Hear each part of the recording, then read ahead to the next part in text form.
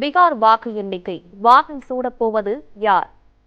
பீகார் தேர்தலில் பதிவான வாக்குகள் இன்று காலை 8 மணி முதல் விறுவிறுப்பாக எண்ணப்பட்டு வருகிறது. வாக்கு எண்ணிக்கையில் பாஜக கூட்டணியானது தொடர்ந்து முன்னிலை வகித்து வருகிறது. பீகார் மாநிலத்தில் இதுவரை இல்லாத அளவுக்கு வாக்குகள் பதிவாகி இருந்ததாக தேர்தல் ஆணையம் தெரிவித்திருந்தது.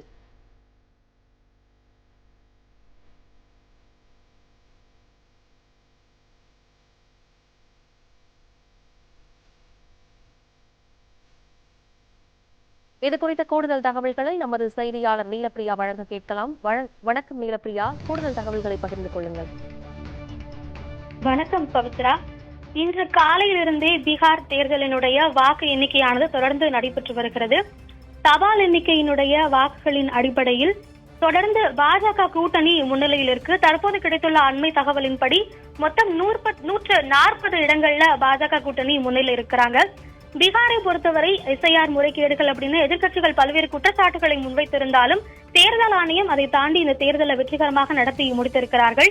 மொத்தம் இருக்கக்கூடிய 243 தொகுதிகள்ல நவம்பர் 6 மற்றும் 11 அப்படின்னு 2 கட்டங்களாக தேர்தல் நடந்திருந்தது. பீகாரினுடைய வரலாற்றிலேயே இதுவரை இல்லாத அளவுக்கு 67% வாக்குப்பதிவு நடந்திருந்தது. குறிப்பாக பெண்கள் இந்த முறை அதிக அளவு வாக்களிச்சிருக்கிறாங்க அப்படின்ற தகவலும் கிடைத்திருந்தது.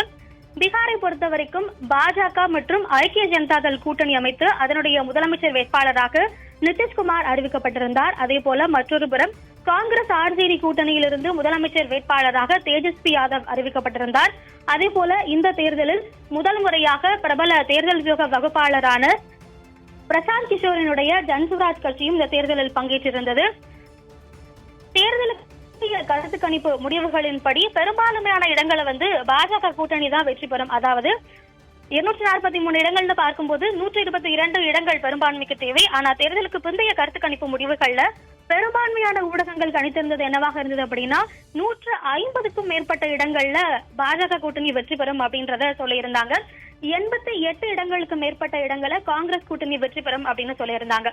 காலையிலிருந்து தபால் வாக்குகள் எண்ணப்பட்டு வருகிறது. அந்த அடிப்படையில தொடர்ந்து 140 இடங்கள் அப்படின்னு பாஜக கூட்டணி தான் முன்னிலையில இருக்கிறாங்க. தொடர்ந்து 85 இடங்கள்ல இந்திய கூட்டணி முதலிடத்துல இருக்கிறத நம்ம பார்க்க முடிகிறது. அடுத்ததாக வாக்கு எண்ணிக்கை, அதாவது வாக்குச்சீட்டுல பதிவான வாக்குகளும் எண்ணப்பட இருக்கிறது. தேர்தல் பிரச்சாரத்தின் போது தொடர்ந்து எதிர்க்கட்சிகள் முதலமைச்சர் வேட்பாளராக இருக்கக்கூடிய, அதாவது பாஜக இந்திய கூட்டணியுடைய முதலமைச்சர் வேட்பாளராக இருக்கக்கூடிய நிதிஷ்குமார் மீது பல்வேறு குற்றச்சாட்டுகளை வைத்திருந்தார்கள்.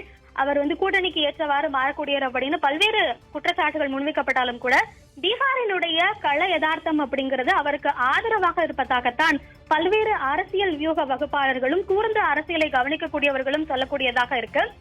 தொடர்ந்து பாஜக கூட்டணி தான் தற்போது முன்னிலையில இருக்கிறத பார்க்க முடிகிறது. 243 தொகுதிகள்ல பெரும்பான்மைக்கு 122 இடங்கள் தேவை. தபால் வாக்குகளை பொறுத்தவரை 144 இடங்கள்ல ஏற்கனவே பாஜக முன்னிலையில இருக்கிறாங்க. அடுத்ததாக தொடர்ந்து வாக்குச்சீட்டு எண்ணிக்கைகளும் எண்ணப்பட இருக்கிறது. தொடர்ந்து பாஜக கூட்டணி முன்னிலையில் இருக்கிறத பார்க்க முடிகிறது. பீகார் சட்டப்பேரவை முடிவுகளின் அடிப்படையில பெரும்பான்மையான இடங்கள் பாஜக கூட்டணிக்கு கிடைக்க வாய்ப்பு இருக்கு அப்படிங்கறத சொல்றாங்க.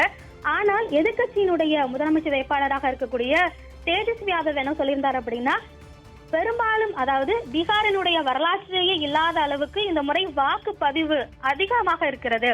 வாக்கு எண்ணிக்கை கிட்டத்தட்ட 67% இந்த முறை இருக்கிறது. அப்படினால கண்டிப்பா ஆட்சி மாற்றம் ஏற்படுவதற்கான வாய்ப்பு இருக்கு அப்படின்னு தேஜஸ்வி யாதவ் சொல்லியிருந்தார்.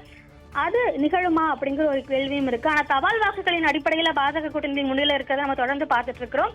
தொடர்ந்து வாக்கு சீட்டு எண்ணிக்கையின்படி யார் முன்னிலையில் இருக்கிறாங்க அப்படிங்கறத நான் தொடர்ந்து பார்க்கலாம். நன்றி பவித்ரா.